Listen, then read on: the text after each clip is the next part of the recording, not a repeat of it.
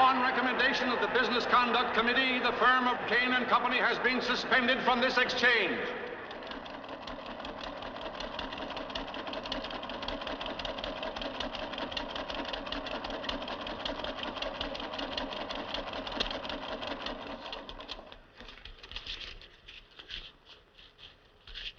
Well, they started. Come in. You're wanted on the telephone, Mr. Kane. Who is it? It's the district attorney's officer.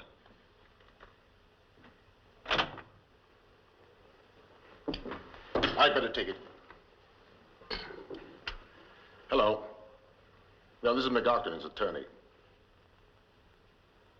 Oh, I see. Yes, he'll be here. The grand jury swore out an indictment for embezzlement. They're in a hurry, aren't they? Now we'll have to put some pressure on the district attorney. It wouldn't do any good. This is election year. Yeah, that's right. He'll crucify me. Well, that's an idea. Maybe we can turn this thing around. Make it look like political persecution. They wouldn't fall for it. If he's got the evidence, I think... Well, he's got it, hasn't he? Otherwise, I wouldn't be indicted. Well, they never sent a millionaire to prison as long as I can remember. Where have you been for the last couple of years? Come in. Your car is ready, Mr. Kane. Car? To take you to the regatta, sir. Oh. Oh. Well, that's right. Bob is rowing today. I'd forgotten about him. I mustn't let him hear anything about this from strangers. Come on, we'll drive out there.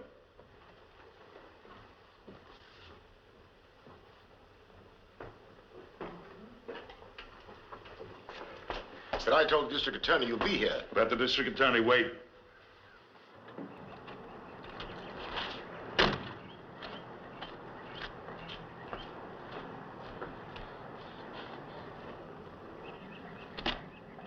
Mr. Kane? Yes, I'm Mr. Kane. He's my attorney. Mr. Kane, do I go with you or do you ride with me? There's no chance of postponing this until tomorrow. Sorry, Mr. Kane. Then I ride with you. You take my car, you get Bob and bring him back here. What about the bail? I'll arrange that. Telephone me at the, County jail. county jail. Go ahead. I'm ready, officer. This isn't funny, Mr. Kane. You telling me?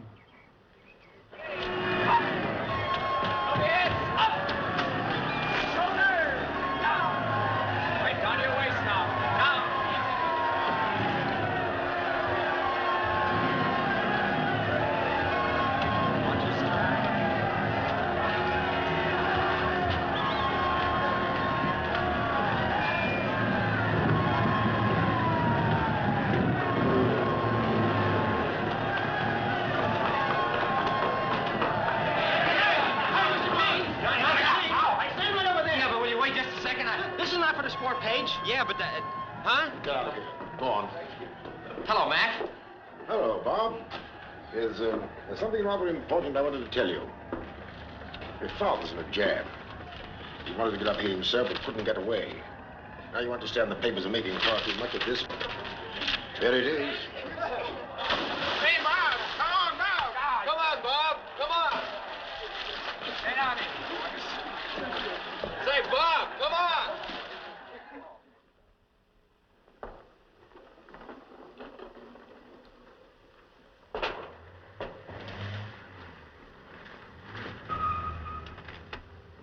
You go to the door. I'll take care of that. Yes, sir.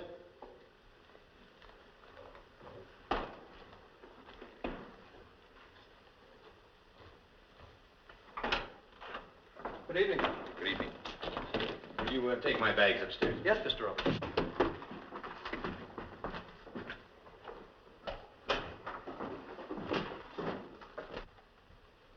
What's the matter? He's left school. I wouldn't tonight. It's pretty much broken up. Thanks, Jim. I'll call you the first thing in the morning. All right.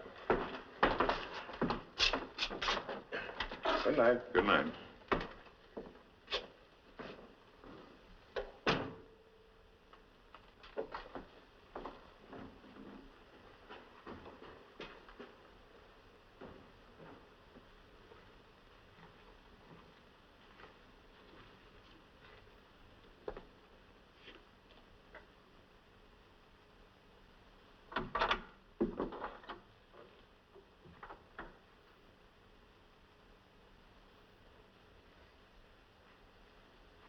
Bob. You shouldn't have left school. Why not? You shouldn't have run away. I suppose I should just sit in class and be Exhibit A, instead of that skeleton they have hanging on the wall. All my friends being extra nice to me just to show how broad-minded they are. You'll have to learn to take it. Why should I take it for something I didn't do? Oh, come, Bob. You're making this thing much too important. Oh, it isn't important, huh? Look, I sold securities belonging to some customers of the firm. It's not the first time that's been done. Are you trying to tell me that this is the usual thing? We're in a tough game. We've got to be as tough as the other fellow or get out. You'll find it out for yourself when you're making your way in the world. I suppose I guess I was just dumb enough to believe what was taught me. To live by a code. What, the athletic code? Why, every time you ran down the field for a touchdown, you had one of the best teams blocking for you that money could buy. Codes are for suckers. It's the same in business. There's only one rule. Eat or be eaten. This is a swell way to find it out. I thought you knew. Take a look at yourself. What have I got to do with it? Well, suppose I let people push me around. Where would you be today? Out looking for a job. Or maybe on relief. Or perhaps with these fellas that walk up and down on picket lines, striking for something that they'll never get. Well, maybe they're better off than I am. Oh, come, Bob. Wake up. Use your head. I am. I'm thinking way back to this afternoon. Back 10 years to that night Mother died. And you and I sat together until dawn. Remember? You talked to me like an equal then, and I felt like one. We swore we'd always be honest with each other. We knew there was a bond between us which never could be broken. It needn't be broken.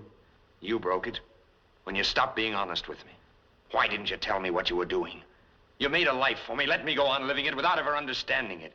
If you just said you were skating on thin ice, all right, I would have tried to understand, but I wouldn't be in a spot like this. I'm not prepared for it. No, don't. No, and don't tell me I can't take it. Why should I be able to take it when I've had no warning? When out of a clear sky, I find that my father's a crook. I hope you didn't mean that. I wish I didn't. Have you said all you're going to? I think so. All right. Now, you listen to me. I'm willing to admit that I didn't pay much attention to you, with the exception, of course, that I wanted you to have a fine education and plenty of money and so forth. Probably that wasn't enough. I didn't really think of you until this happened to me. And I wondered what it would mean to you. Today was like a nightmare to me. I was afraid of the moment when I had to face you and explain. I was afraid because, well, I knew my heart would break if you were forgiving and understanding. But now I know better. The prison term doesn't mean anything to me. I can do that standing on my head. It was you.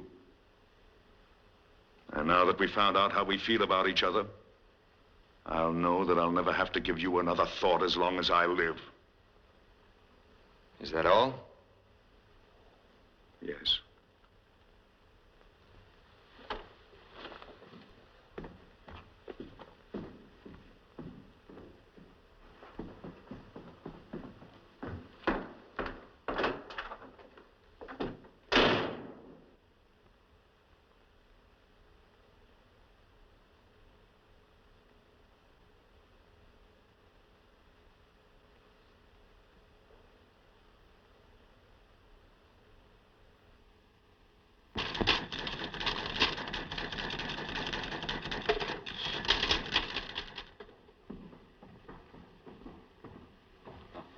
Could you please tell me where Mr. Kane is to be sentenced today?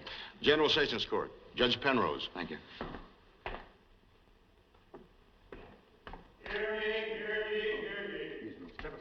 All persons having business before the court, Part 1 of General Sessions, State of New York, County of New York, step forward and ye shall be heard. The Honorable Mr. Justice Penrose. Good morning, gentlemen. Good morning.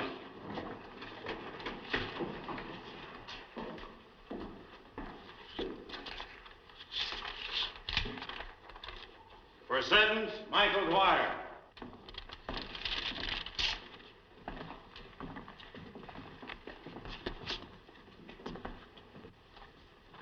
The jury has found you guilty only on a minor charge.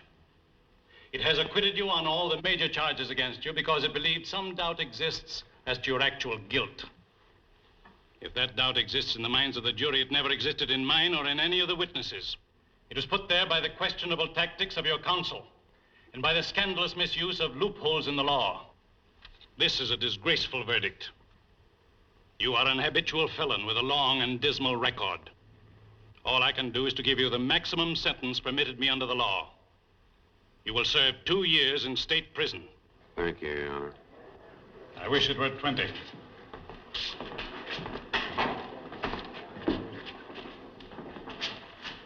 For sentence, Robert Kane.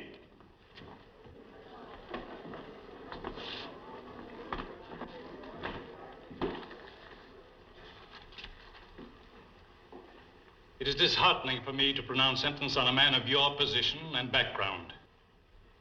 Your crime is the more serious in that you have misused your high place in our society to betray a sacred trust. You are sentenced to serve from 5 to 10 years in state prison on each of the counts on which you have been found guilty. The sentence is to run concurrently.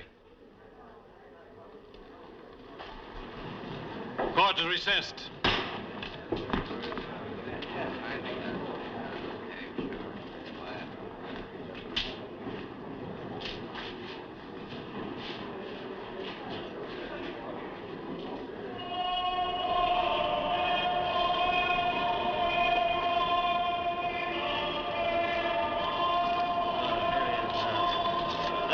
Mr. Kane, expect to get a new trial? Mr. Kane, do you feel that your sentence was Just unjust? read your own papers, boys. They've said it all. Well, don't worry, Mr. Kane. We won't bother you anymore. From now on, you're yesterday's news. Thank you.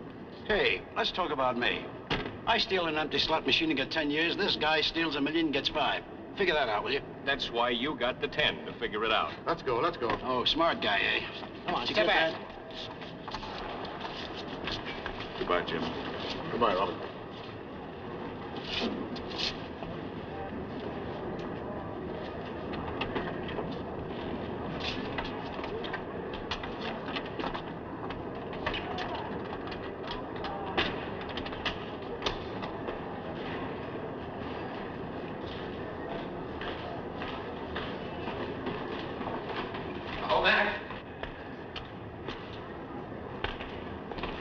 Hello, Bob. I didn't know you were here. I got here late. How is he? He's taking it remarkably well. Well, did he say anything about me? No, he didn't. Come on. Walk out with me.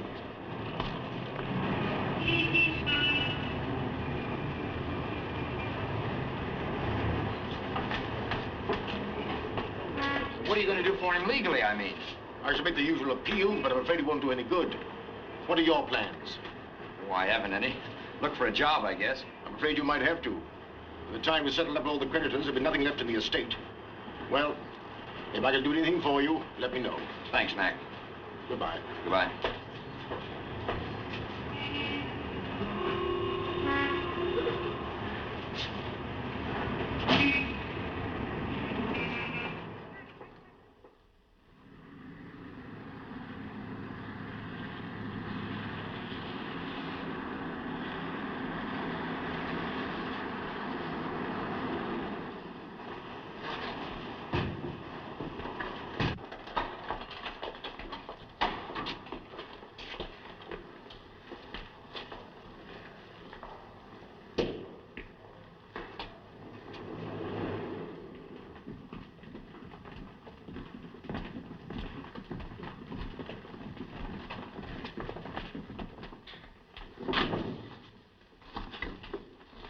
In there. 48. Leave your clothes and personal effects in the dressing room, Mr. Kane. Mr. Kane. 13826 from now on.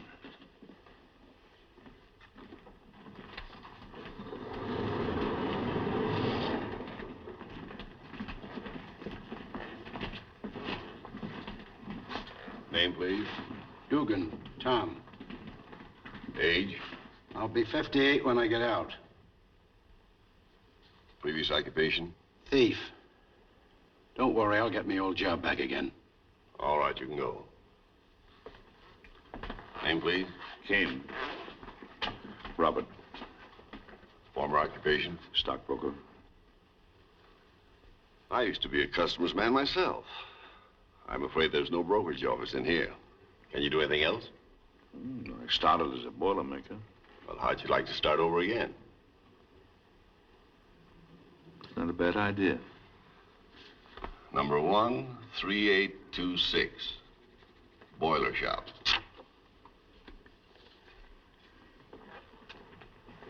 16033, 25334 in here.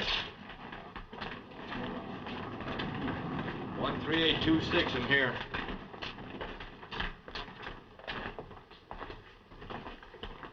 Top one's yours. Thanks.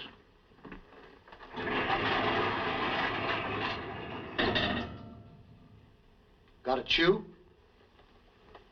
No, I don't chew. Do I get the breaks? Last con was in, you didn't have no hands, and I had to dress him every morning.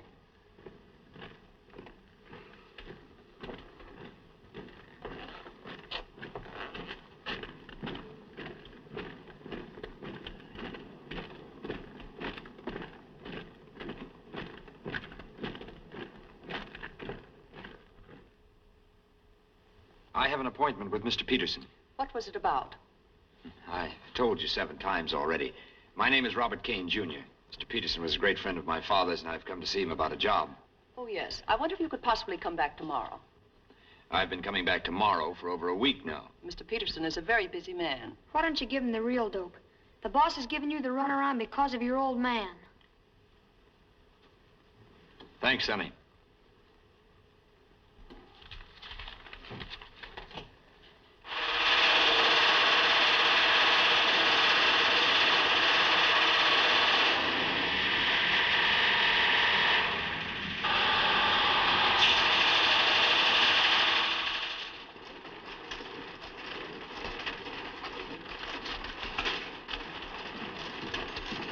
Hey, Thomas. Thomas. Oh. Boss wants to see you. Oh, thanks.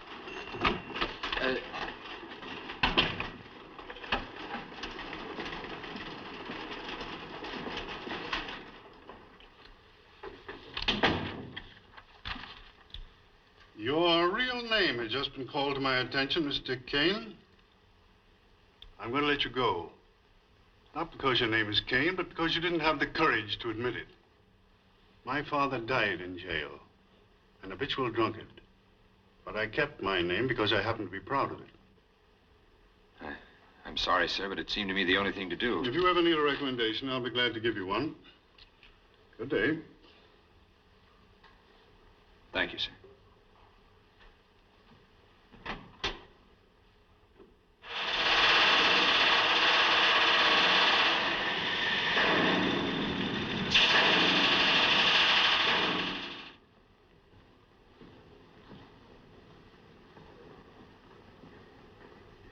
Oh, Bob.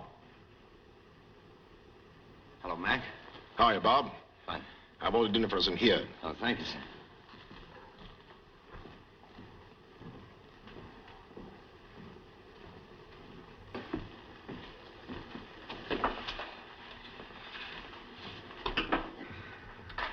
Well, what's on your mind? A great deal, sir. I haven't seen you for nearly a year now, have I? No. What have you been doing? Well, I spent most of my time looking for a job. I couldn't find one because of my name. So I changed it. Today I was fired for changing it. Well, Have you, seen this? He was sentenced the same day as my father. Yes, I remember. Well, what I want to know is if he's out, why is my father still in? Because there are certain methods that no respectable attorney would employ. Why not? If they work, what's wrong with them? It's a question of legal ethics. Oh. You knew what my father was doing before they caught up with him, though, didn't you? Where were your legal ethics then? I don't think I quite like the trend of this conversation. I don't care whether you like it or not. Why aren't you doing something for him? If this shyster Brennan can fix a parole, why can't you? Well, for one thing, it costs money. Oh. A minute ago, you were talking about legal ethics. There's no question of money, though, when he set you up in practice. Since when have you been so interested in getting your father out? You have a lot of time to think when you're walking the streets looking for work. I've come to the conclusion that maybe my old man was right after all. It was all these so-called friends of his who helped me find it out. There isn't one of them who isn't in his debt one way or another. Yet today, they're all ashamed to admit they ever knew him. Well, some of them, perhaps. And that goes for you, too. Now, let's forget all about legal ethics. Are you going to help him or aren't you? I've already told you I can't. All right. Then if you won't, I'll get somebody who will.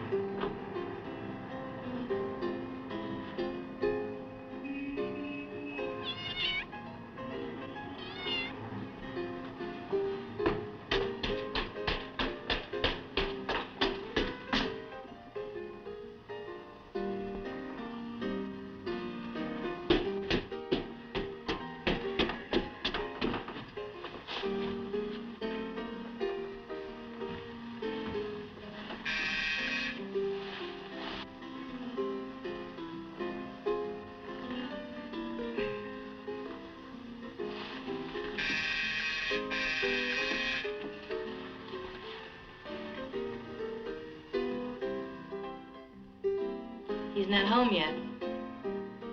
Oh, thanks.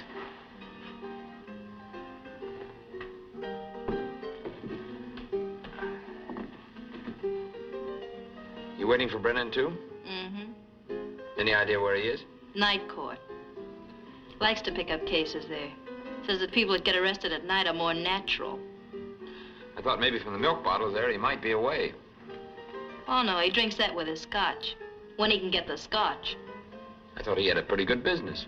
He did until the Mick went up. Then he spent all his time and money trying to get the Mick paroled. The Mick? Mickey Dwyer. Oh. Oh, do you know him? Know him? Nobody knows him. They say I'm his girl.